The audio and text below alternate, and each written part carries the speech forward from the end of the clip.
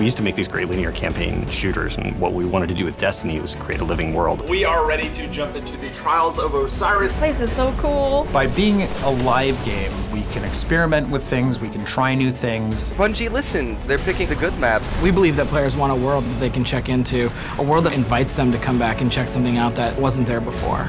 We want to be a living game. We want it to be a hobby, and the live team is a reflection of Bungie's commitment to doing that. High five. Yeah, all right. The live team has been in charge of doing everything from playlists to weekly patches to Iron Banner rollouts and Trials of Osiris. This is crazy. Oh, there's loot, guys. There's loot. We want to bring in more quest lines, more stuff to do, more stuff to chase, more loot items, more guns, more gear. What I like as a player is that when I come into the world and there's an event going on, the world's a really different place. That makes the world feel alive, and it's just a more fun place to be in. What we want to create is an engaged audience that wants to keep coming back, and that your friends, your social network, is part of what's like pulling you back into the world. We have a wonderfully connected community, and that's something that makes Destiny just kind of magical, honestly. Look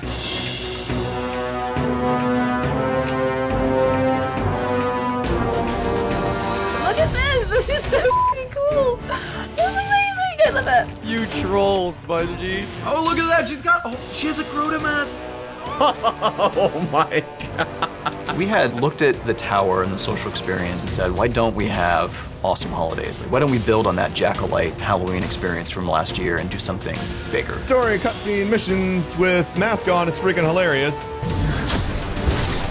We want to create these community lightning rods of things that people are doing together. If players are responding really well to them, like, that's what we want to build more of.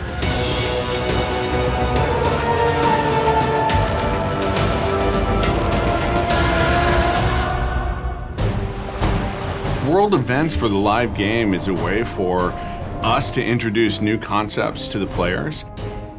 Sparrow Racing has been on a lot of people's minds for a long time. Sparrow Racing is like our first experiment with how do we build something that the community can actually have a hand in its future fate.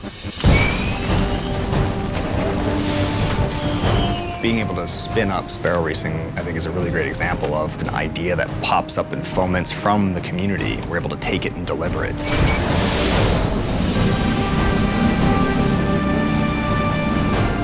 If people love it, awesome, we can continue building on it and making it better. If people don't like it, we can get feedback on it and bring it back, or just decide to scrap it and put our time, energy, and our people on something else.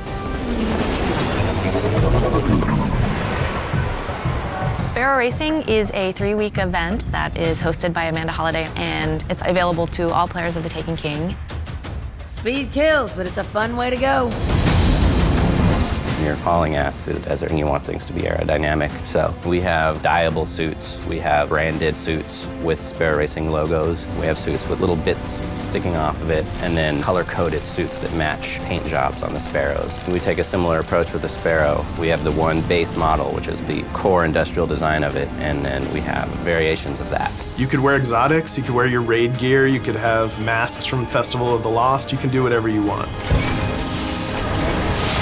Sparrow Racing is a 6-player free-for-all death race through enemy territory. Gotta be fast and fearless if you want to win these races. We have 2 race courses, one on Venus and one on Mars.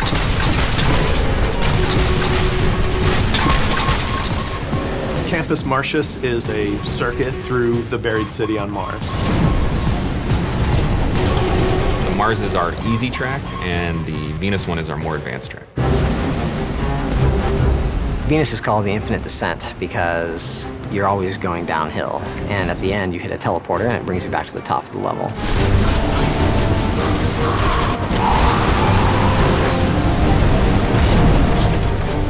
In Venus, there's a ton of shortcuts. You can shortcut through a waterfall, jump over an entire turn, and then land right on a boost gate and take off.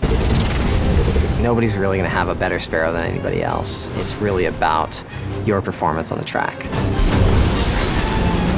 The main skill that you will need is based off of you and how you drive.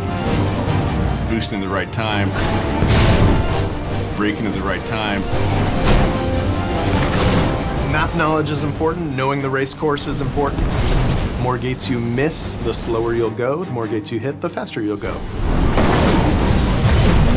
Main things you can do to upset your opponent is you push them out of the gate, you push them into fans, cause them to explode.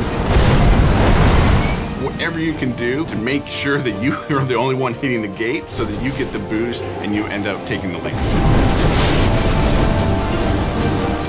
You're gonna see with Sparrow Racing something you haven't seen before. And if you like that, let us know. And for sure, you will see more coming.